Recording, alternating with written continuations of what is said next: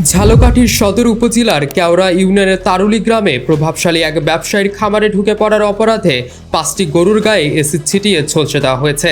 চামড়া খসে যাওয়া এসব গরু এখন যন্ত্রণায় ছটফট করছে। এলাকাবাসীর অভিযোগ, এই ঘটনা ঘটিয়েছেন ব্যবসায়ী জাফর আহমেদের খামারের কর্মচারীরা।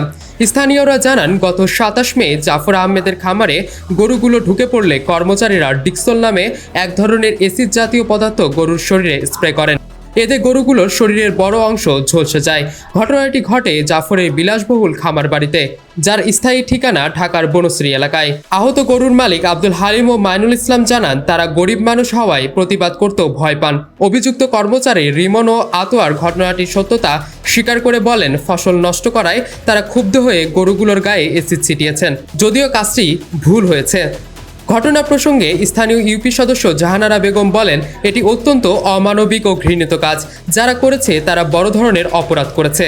কেওড়া ইউনিয়ন পরিষদের প্রশাসনিক কর্মকর্তা হেমায়েত উদ্দিন হিমু জানান, অপরাধীদের ছাড় দেওয়া উচিত হবে না।